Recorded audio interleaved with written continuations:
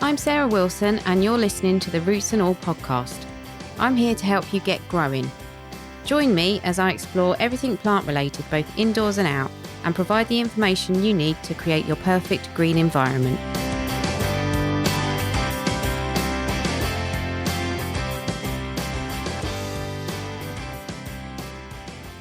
Hello and welcome to this week's episode, where I'm talking to Dr. Jack Hunter, anthropologist and author of the book Greening the Paranormal, Exploring the Ecology of Extraordinary.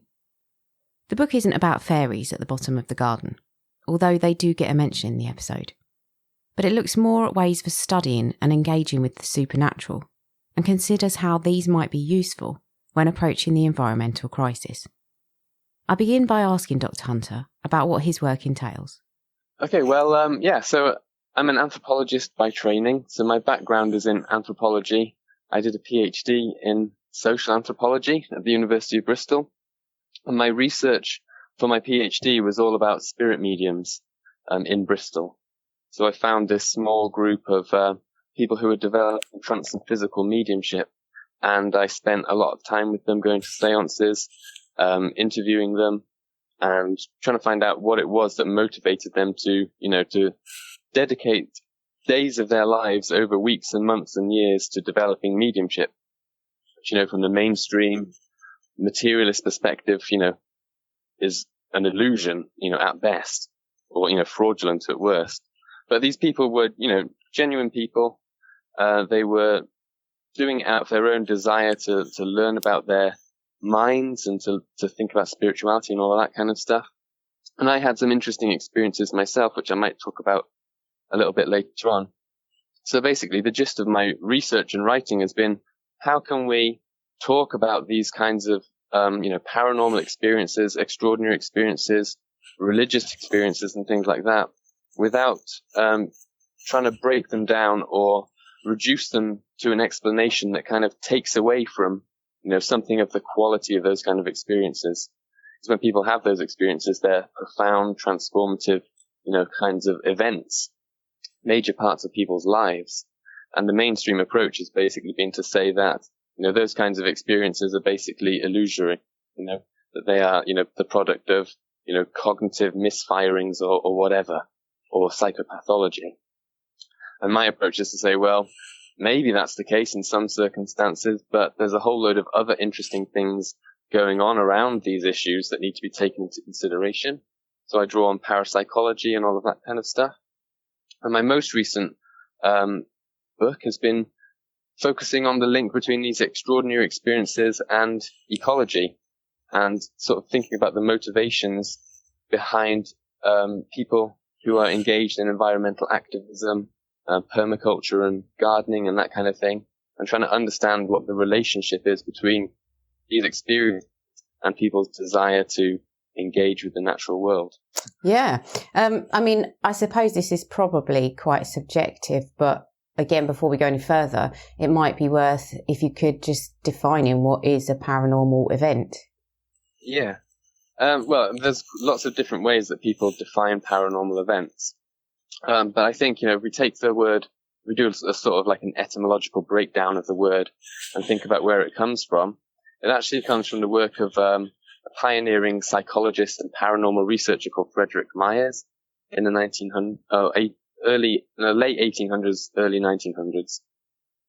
And he came up with this term supernormal. And the idea was that, when we think about these like events like miracles and things, they're usually put into a sort of a religious framework. And Myers wanted to put these kind of extraordinary experiences into a scientific framework.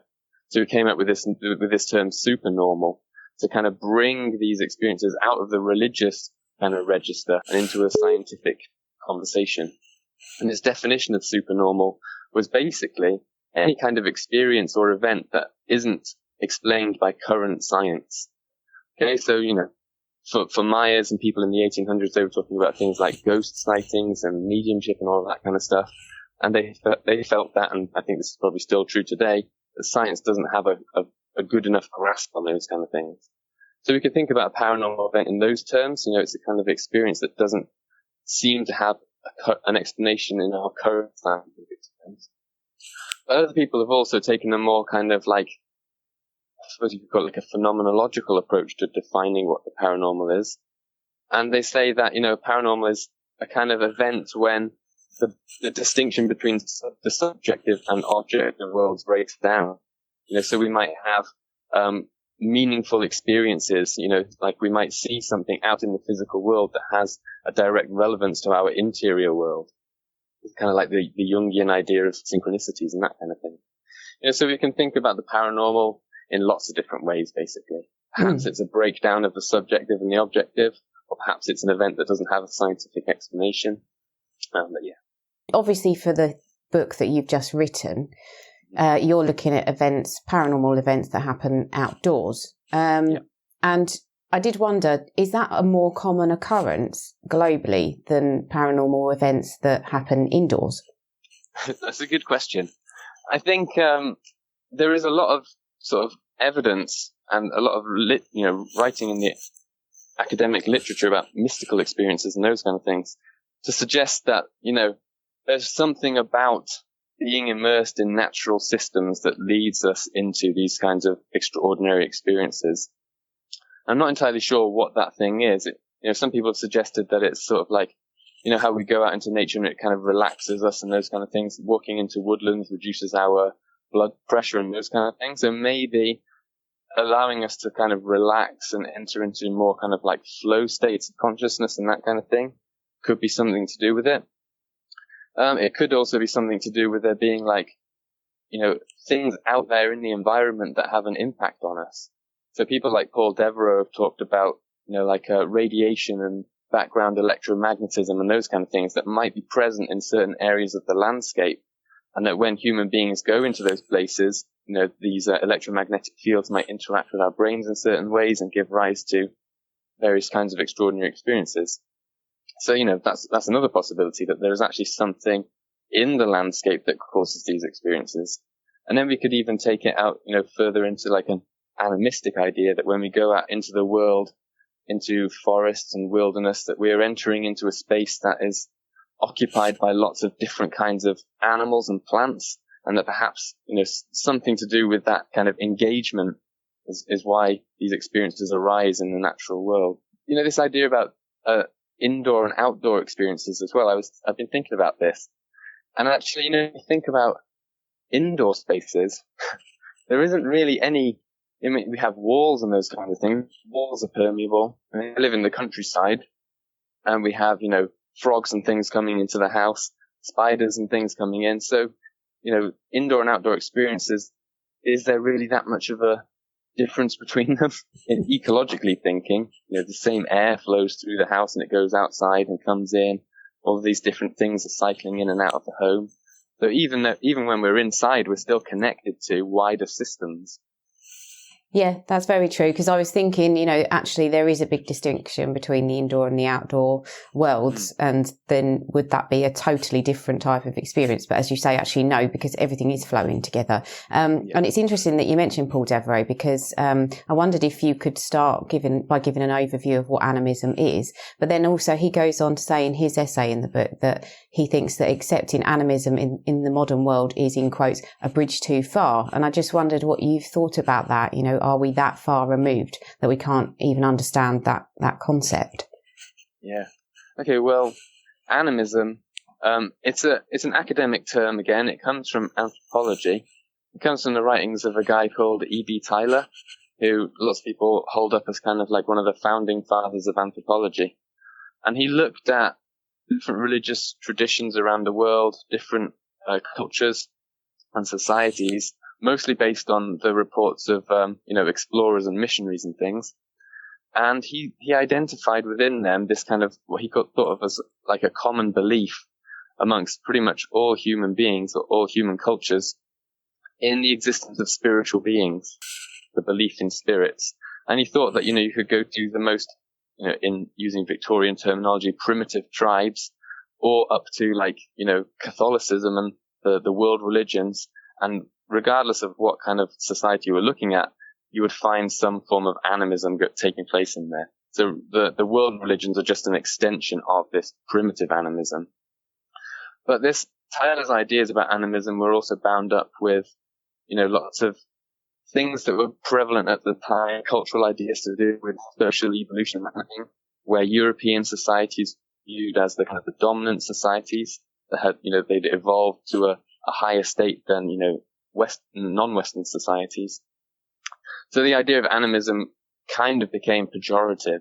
It was like it's a bad thing if you were an animist because it meant that you were primitive and all those kind of things. And it wasn't until the 1960s, with the work of people like Irving Hallowell, who did research with the Ojibwa people in Canada, and then later people like Graham Harvey, who looked at animism through different eyes, and they realized animism is not necessarily, although spirits are involved, it's not necessarily defined by the belief in spiritual beings. Actually, what animism is defined by is an understanding of the world as consisting of relationships between persons. And they point out that, not all persons are necessarily human persons. So let's take, for example, the Ojibwa worldview that was described by Irving Hallowell. In the Ojibwa worldview, the idea of persons can apply to, human beings, but also to plants, animals, and rocks and those kinds of things. Okay, so from this new reframing of animism as a relationship between persons, maybe we can move towards, if we can incorporate some of these ideas into our culture in some way, that we can move towards a more kind of harmonious and balanced relationship with the other kinds of animals and plants that are inhabiting the environment with us. But you're right, Paul Devereux says that for some, accepting the possibility that there might be, other kinds of minds and spirits in the environment might be a step too far. But I would point out that, this tendency to see the world as being inspirited or, as having personhood and those kinds of things is actually fundamental to, human development. I was only reading the other day about animism in childhood and how, young children go through these various phases of their cognitive development, but the early phases often involve an animistic view of the world, and children will talk to, trees and rocks and those kinds of things. So in that sense, although like from a mainstream perspective, animism is viewed as something that is, associated with spirits and all that kind of stuff and is pushed to the side, actually for a lot of people, it's also an innate kind of way of interacting with the world.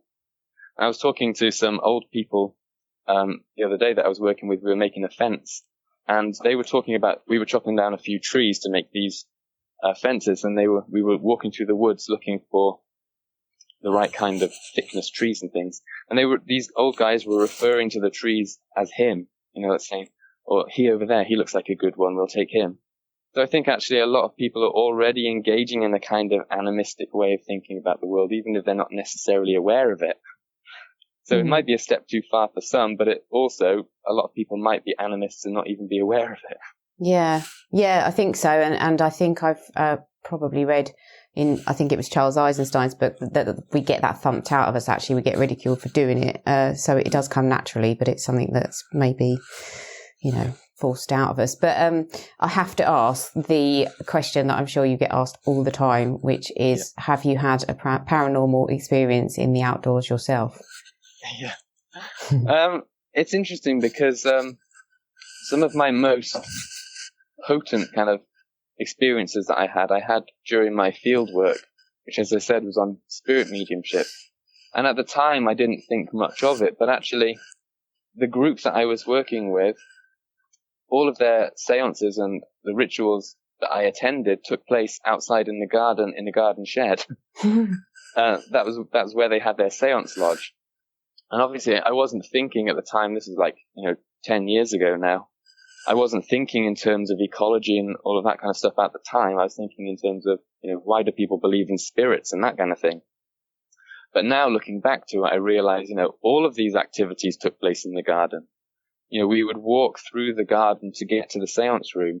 So it separated, the garden became kind of like, a bridge or a walkway between, inside the house, which is where we were talking and having tea and all of that kind of stuff, walk through the garden into the seance room, and that's where we would have, communication with the spirits and those kind of things.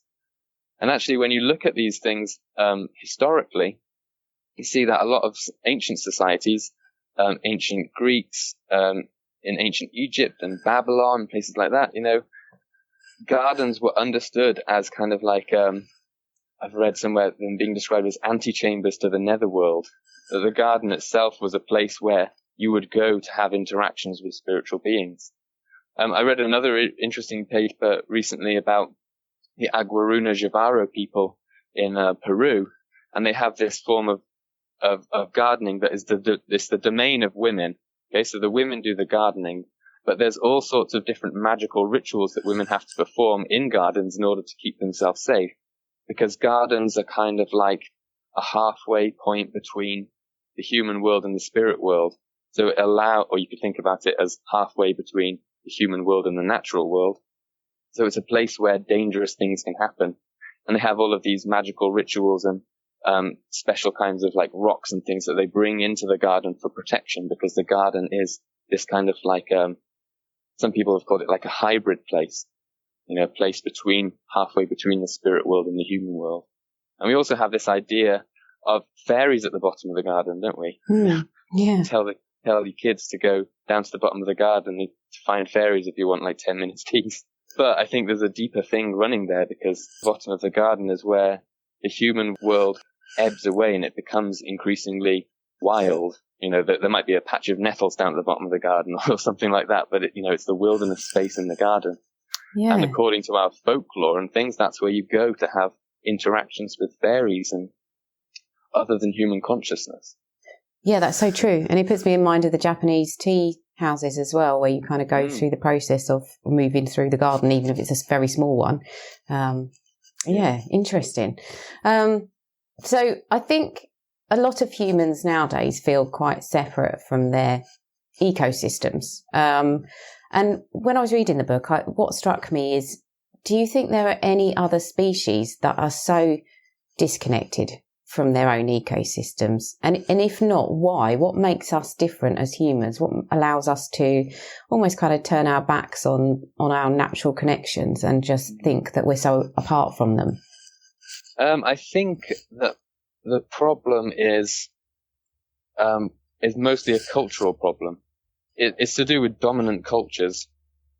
So, in the Western world, our dominant culture, although there are lots of obviously subcultures and other traditions as well, and there are also parallel traditions within Western culture, Western esotericism and all of that kind of stuff. But the dominant Western culture is broadly like a materialist, scientific worldview. It's the kind of worldview that we are brought up into, in our schools and things like that. And it's based on, principles of pretty much like a Newtonian kind of worldview, where everything is viewed as discrete entities. Humans are seen as individuals, that we're separated from each other by the sheath of our skin, basically. And we're separated from the natural world. We build houses, we were talking about this before, to kind of like separate ourselves from the world, even if it doesn't necessarily work. But, we move indoors and think of ourselves, we do indoor activities and then outdoor activities. So our culture has built up this kind of, kind of like a dichotomy. It's kind of like a self-other dichotomy, that the self is us, and then outside of us, everything else is disconnected from us. It's not us. And I think that's where this problem comes from.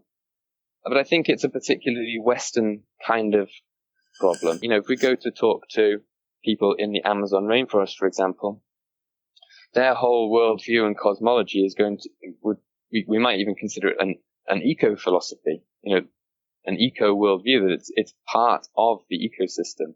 They haven't tried to, their culture doesn't make a separation between the self and the natural world, and our culture does.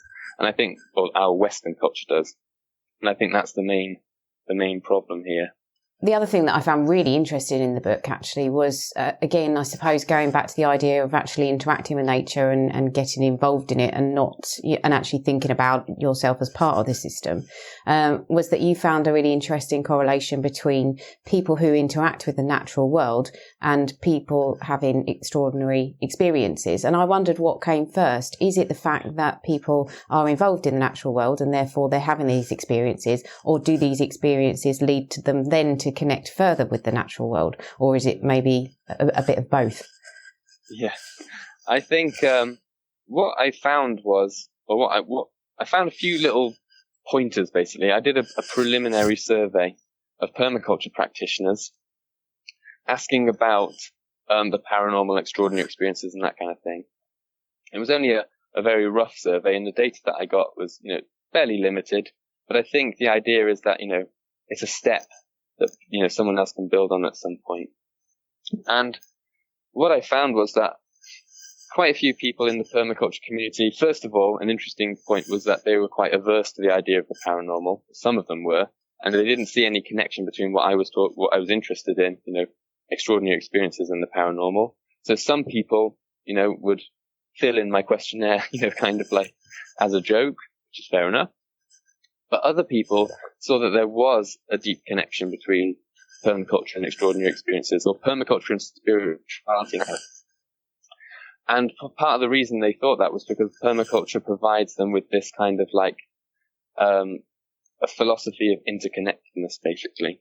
And they can see then how concepts like spirituality and their experiences might relate into that, feed into it as an interconnected system.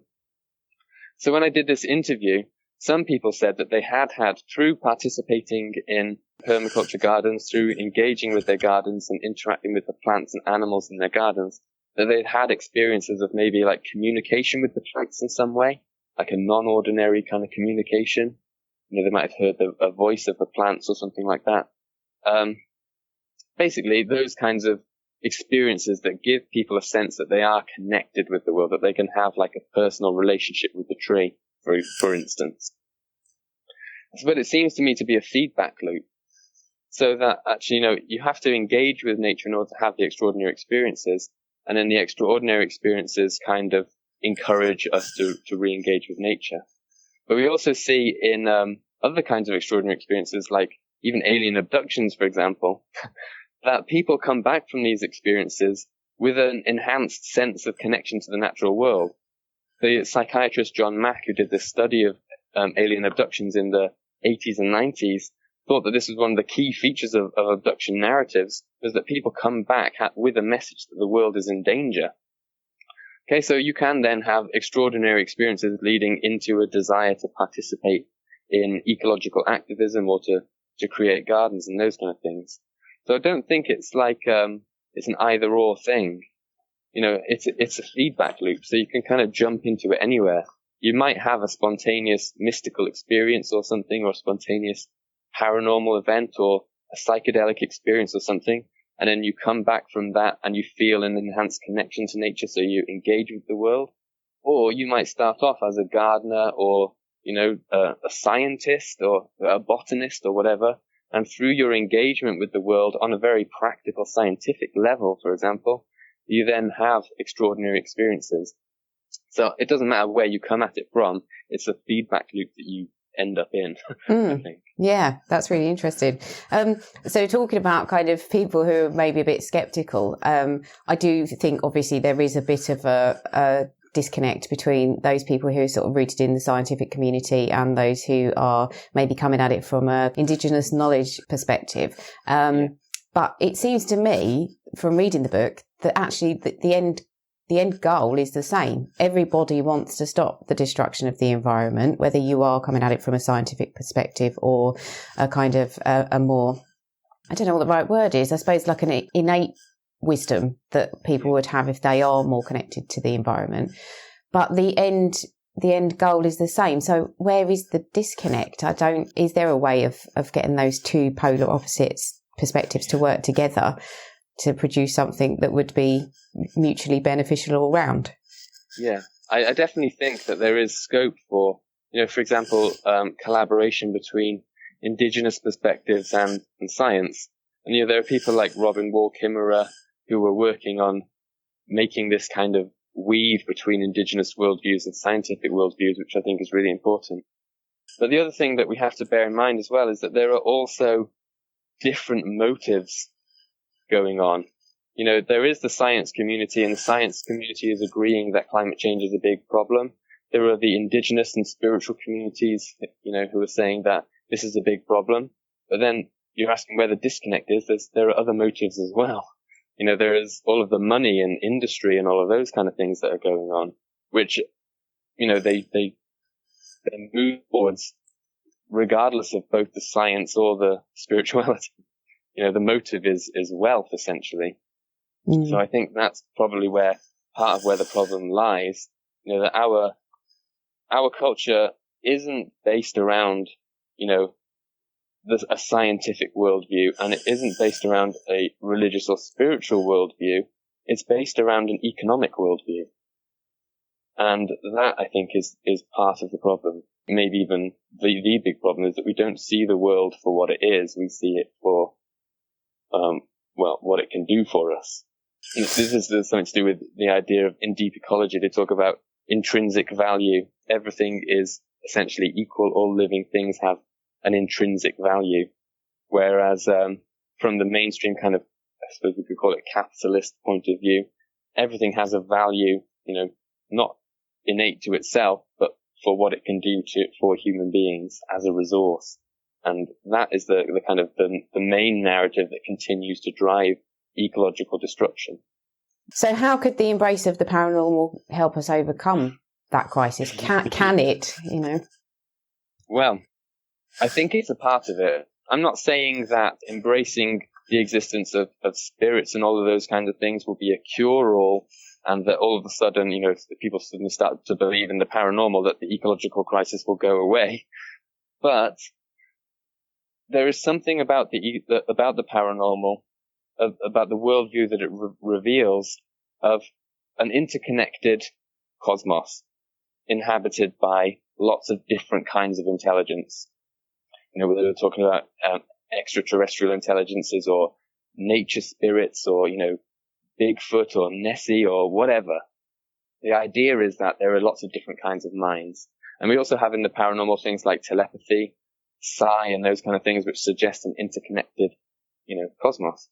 So what I'm saying is that if we look at the paranormal and try to learn from some of these things, learn from it and what it can tell us about the nature of the world, then, we might move some step towards engaging with this kind of animistic idea, which, people like Theodore Rorschach said that animism has got a proven track record of, ecological stability. You can look at countless indigenous societies around the world. It's not to say that all indigenous societies have, lived in harmony with nature. There are instances where, ecological systems have been destroyed by indigenous communities, but many indigenous societies do have a harmonious, animistic relationship where they understand that they're living in relationship with other persons. And I think that the paranormal in Western societies is a remnant of that, and that if we can re-engage with it, then we might, we might be taking a step in the right direction. A really big thank you to Jack for taking part in the interview. Please do check out his book, especially if you're a fan of books like Robin Wall Kimmerer's Braiding Sweetgrass. My takeaway from the book is that we dismiss paranormal ecological experiences at our peril, and that it would be useful all round if we could stop thinking we have everything tied up in a nice rational bow. There's so much to learn if we could just let ourselves be receptive. Thanks to you for listening. This is the last episode of 2020. Thank you for your support and interest throughout the year. I appreciate everyone who's donated via GoFundMe and who supports me on Patreon. You are all amazing, and it's such a buzz to feel that there are people who believe in the podcast. I hope you all have a lovely Christmas and a happy new year. I'll be back in mid-January for a whole new year of gardening audio goodies. I'll leave you with the final bug of the week for 2020, where Dr. Ian Bedford is talking about a bug that's particularly pertinent at this time of year. If there's one tree that epitomises winter and the seasonal festivities, it has to be the holly. From its pagan roots, steeped in superstition, myth and magic, and its adoption by Christianity as a symbol of Christ's blood on a crown of thorns. Heralded as Britain's most common evergreen tree, though, holly's plentiful production of berries each year provides a valuable food source for many of the native bird and animal species that remain active during the bleakest months of the year. It is also the host of a small number of invertebrate species that rely on holly in order to complete their life cycles. None more so than the holly leafminer, a little fly that would almost certainly cease to exist without holly, as there are no other plant species that its larvae can feed on. Despite its host plant specificity, the holly leafminer is very common throughout Britain, and although it's unlikely that these tiny flies will be noticed when they're flying around at the end of spring each year, evidence that they'd laid their eggs on the holly trees will certainly become more apparent as the year progresses. Their eggs, positioned along the petioles of tender young leaves, soon hatch into tiny larvae that burrow into the leaf and begin feeding on the cells within the mid-vein.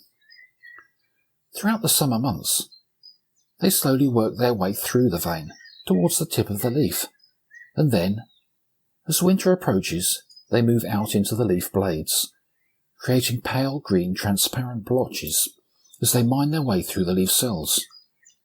Then, as temperatures continue to fall, the larvae become dormant, remaining inside the leaves until spring, when they'll resume feeding, pupate, and then emerge as the next generation of adult holly leafminer flies. Despite the leaf damage caused by You can download or listen to the podcast direct from the website www.rootsandall.co.uk, where you'll also find my blog and a sign-up form for the newsletter, which gives you a weekly roundup of content, plus the inside scoop on things like upcoming guests. Or you can subscribe wherever you normally get your podcasts. Email me with comments and feedback at podcast@rootsandall.co.uk. Follow me on Twitter, Roots and All, Facebook, Roots and All UK, and Instagram, Roots and All Pod. But please also check out my Patreon, where you can make a one-off donation or take out a monthly subscription to help support my work, because if you like what I do, please help me to continue doing it. Even if you make a one-off donation of £1, trust me, it all helps and I will be immensely grateful. So please go to Patreon and search for Roots and All.